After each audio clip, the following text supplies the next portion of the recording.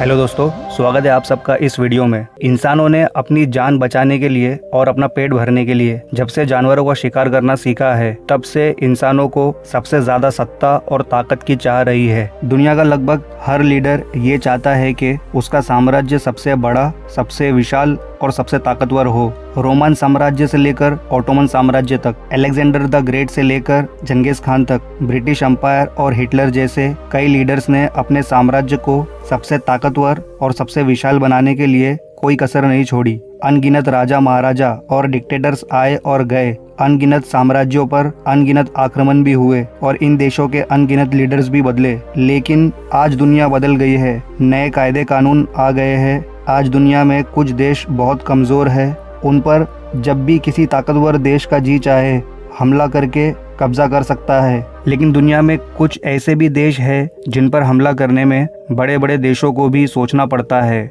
और अगर फिर भी उन पर कोई हमला कर भी दे तब भी इन देशों से जीतना नामुमकिन है।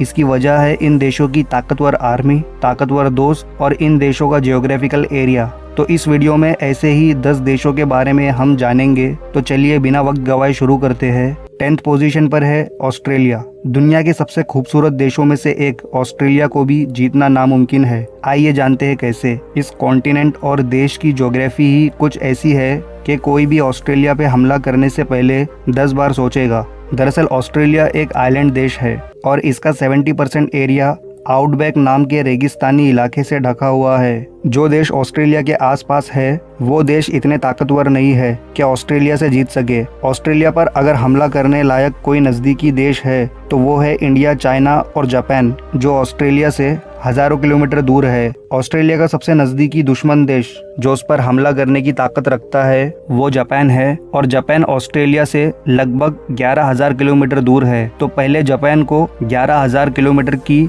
समुद्री दूरी पार करनी होगी, और अगर उनकी आर्मी ऑस्ट्रेलिया पहुंच भी जाए तो इस देश के लोगों तक पहुंचने के लिए उन्हें कई हजारों किलोमीटर तक फैले हुए रेगिस्तान को पार करना होगा। ऑस्ट्रेलिया की लगभग 98% पॉपुलेशन समुद्र के किनारे बने हुए शहरों में रहती है, और बीच का ऑस्ट्रेलिया एकदम खाली पड़ा है, जो कि हजारों किलोमीटर का रेगिस्तान और जंगलों वाला इलाका है। इसमें कहां कहां पर ऑस्ट्रेलियन आर्मी बेसेस बने हुए हैं ये कोई नहीं जानता। यही कारण है जापान ने वर्ल्ड वॉर 2 के समय ऑस्ट्रेलिया पर हमला करने से पहले कई बार सोचा और अंत में ऑस्ट्रेलिया को बिना हमला किए ऐसे ही छोड़ दिया। दुनिया से इतना दूर और इतने टफ ज्योग्राफिकल एरिया को पार करने के बाद आप ऑस्ट्रेलिया के गोरिल्ला सिपाहियों के हाथ लग गए तो समझो गए काम से। इसलिए ऑस्ट्रेलिया पर हमला करना मतलब खुद को परेशानी में डालने के बराबर है। 9th पोजीशन पर है नॉर्थ कोरिया। नॉर्थ कोरिया का supremo leader Kim Jong Un ही सिर्फ सरफिरा नहीं है, यहाँ की आर्मी भी काफ़ी ज़्यादा ताकतवर है। नॉर्थ कोरिया की दुश्मनी दुनिया के सबसे ताकतवर देशों से है, फिर भी इस देश पर कोई हमला क्यों नहीं करता?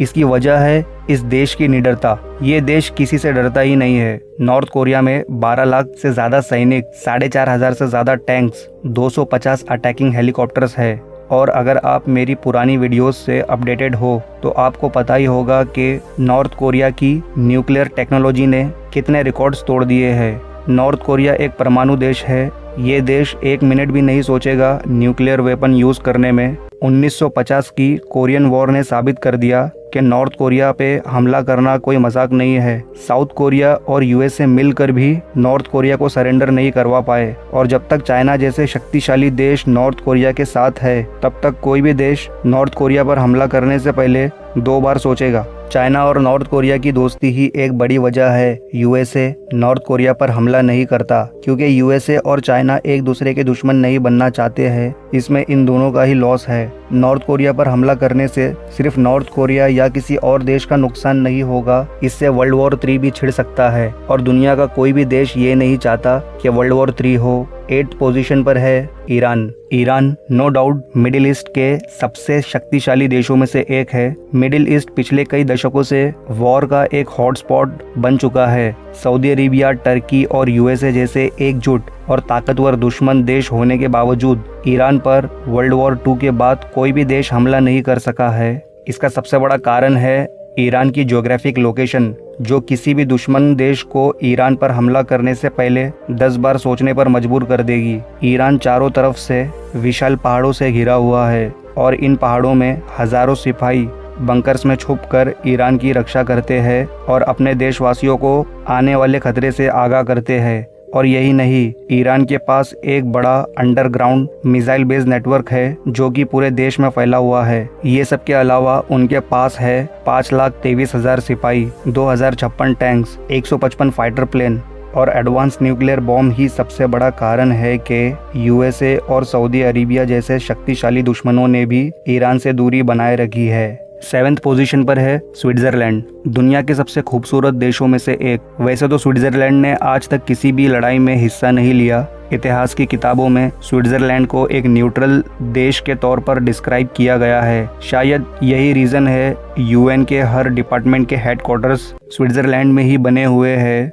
लेकिन इसका मतलब ये नहीं है कि स्विट्जरलैंड एक कमज़ोर देश है। भले ही किसी भी लड़ाई में हिस्सा ना लिया हो स्विट्जरलैंड ने, लेकिन कई शक्तिशाली देशों से गहरी दोस्ती और अच्छे संबंध बनाए हैं स्विट्जरलैंड ने, जैसे जर्मनी, यूके, फ्रांस, इटली और यूएसए जैसे वर्ल्ड सुपर पावर आज स्विट्जरलैंड के बहुत अच्छे दोस्त हैं और उनका पैसा हर स्विट्जरलैंड की स्विस बैंक में मौजूद है। और यही नहीं, स्विट्जरलैंड के हर सिटीजन को मिलिट्री ट्रेनिंग दी जाती है और अपना खुद का हथियार रखने की परमिशन भी। सबसे पहली बात तो स्विट्जरलैंड में घुसना ही एक बहुत कठिन काम है, क्योंकि स्विट्जरलैंड के इर्द गिर्द विशाल एल्प्स पहाड़ों में बहुत सारे बंकर्स, टनल्स 24/7 आर्मी सर्विलेंस के अंडर रहते हैं और ज़रा सा भी खतरा महसूस होने पर सिपाही दुश्मनों पर तुरंत हमला कर देंगे। इसके अलावा स्विट्जरलैंड की आर्मी में 1,70,000 सैनिक और 170 एयरक्राफ्ट है। स्विट्जरलैंड के पहाड़ों के बर्फीले मौसम में लड़ना किसी भी आर्मी के लिए बहुत बड़ी चुनौती होगी और इन बर्फीले पहाड़ों में लड़ने की आदत स्विट्जरलैंड आर्मी को बखूबी है।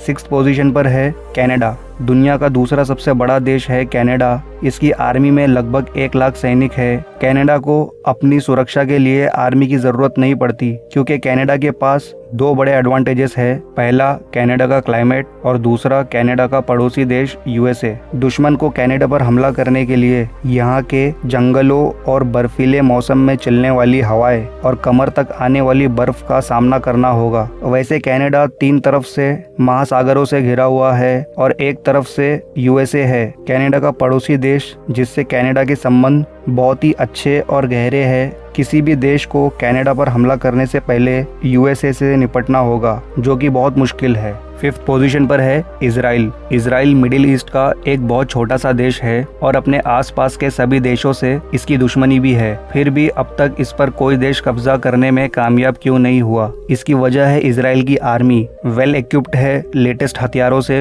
वैसे इजराइल की आर्मी में 1,70,000 सैनिक ही है, लेकिन इजराइल में रहने वाले हर नागरिक को मिलिट्री ट्रेनिंग कंपलसरी है और इजराइल की हर औरत को कम से कम 2 साल और हर आदमी को कम से कम 3 साल आर्मी में रहना ही पड़ता है। इस चीज के अलावा दुनिया के सबसे ताकतवर देश यूएसए का फुल सपोर्ट है इजराइल को। इजराइल ने दुनिया के सबसे एडवांस मिलिट्री डिफेंस सिस्टम को डेवलप कर लिया है। इस टेक्नोलॉजी की वजह से पूरा देश एक सुरक्षा कवच से घिरा हुआ है। इस कवच की वजह से कोई भी मिसाइल इजराइल में एंटर नहीं हो सकती।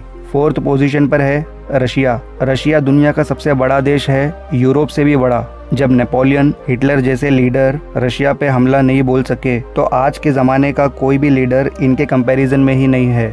रशिया की सेफ्टी की वजह इसकी ज्योग्राफी है, क्योंकि दुनिया का सबसे बड़ा देश है। इसकी ज़्यादातर ज़मीन पहाड़ों, जंगलों और बर्फों से घिरी हुई है। वर्ल्ड वॉर 2 के वक्त नाजियों ने रशिया पर हमले के बाद रशियन आर्मी उनसे लड़ी नहीं, बल्कि पीछे हटती गई, क्योंकि वो जानते थे हिटलर की आर्मी उनके इतने बड़े देश को पार करते हुए जीत नहीं पाएंगे, बल्कि उनके बहुत से सैनिक ठंड की वजह से मर जाएंगे और नाजियों को पीछे हटना ही पड़ेगा। और ऐसा हुआ भी। इस वक्त रशिया दुनिया का दूसरा सबसे ताकतवर देश है और दुनिया के सबसे ज्यादा न्यूक्लियर वेपन्स भी रशिया के पास ही है, तो इसलिए रशिया से जीतना लगभग नामुमकिन है। 3rd पोजीशन पर है नेपाल।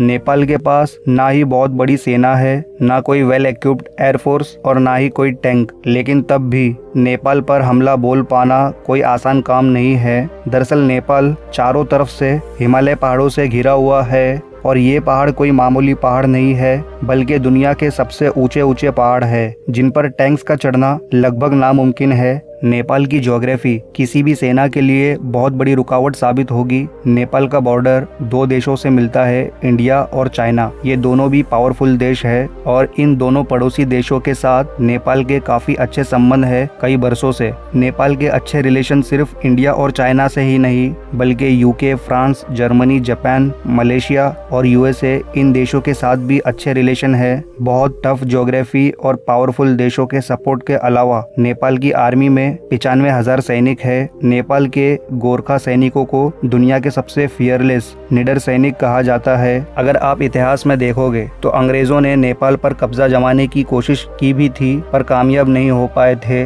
नेपाल गौतम बुद्ध का देश है, एक शांति प्रिय देश। वैसे कोई भी देश इस पर हमला नहीं करना चाहेगा। सेकंड पोजीशन पर है इंडिया। इंडिया से जीतना भी काफ़ी मुश्किल है। इसकी वजह है इंडिया की ज्योग्राफी और इसकी आर्मी। इंडिया के ताकतवर पड़ोसी देश चाइना और पाकिस्तान कई बार हमला कर चुके हैं लेकिन वो अपने मकसद में कामयाब नहीं हो सके क्योंकि इंडियन आर्मी में है 14,44,000 सैनिक, 1,800 फाइटर प्लेन्स, 4,292 टैंक्स और बहुत सारे न्यूक्लियर वेपन्स। अब बात करते हैं ज्योग्राफी की। इंडिया का नॉर्थ का पार्ट ज्यादातर हिमालय से घिरा हुआ है जो कि दुनिया के सबसे ऊंचे पहाड़ है। इन खतरनाक बर्फीले पहाड़ों में रहती है इंडियन आर्मी, तो दुश्मनों के नॉर्थ से अटैक करने के चांसेस बहुत कम है। और अगर साउथ के हिस्से की बात करें तो इंडिया 3 तरफ से समुद्र से घिरा हुआ है। अगर समुद्र से कोई हमला भी करे तो 285 ships, 10 destroyers, 16 submarines equipped with nuclear missiles और एयरक्राफ्ट कैरियर वाली नेवी से जीतना लगभग नामुमकिन है। इस लिस्ट की फर्स्ट पोजीशन पर है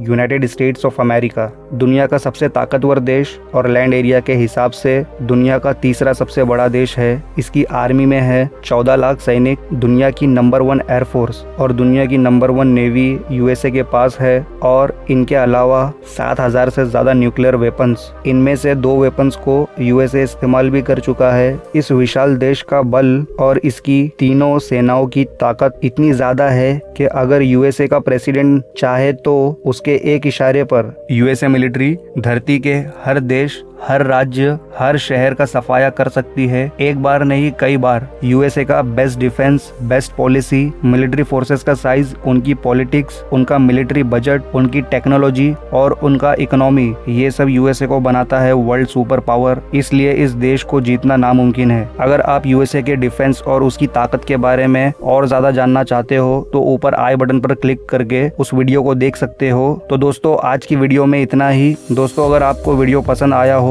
तो लाइक और शेयर जरूर करना और ऐसी ही मजेदार इन्फॉर्मेटिव वीडियोस के लिए नॉलेज इंडिया को जरूर सब्सक्राइब करें और बगल वाले बेल आइकन को भी दबा दे आने वाली वीडियोस की नोटिफिकेशंस के लिए। तो दोस्तों तब तक ध्यान रखिए अपना। मिलते हैं नेक्स्ट वीडियो में एक नए टॉपिक के साथ। Good bye.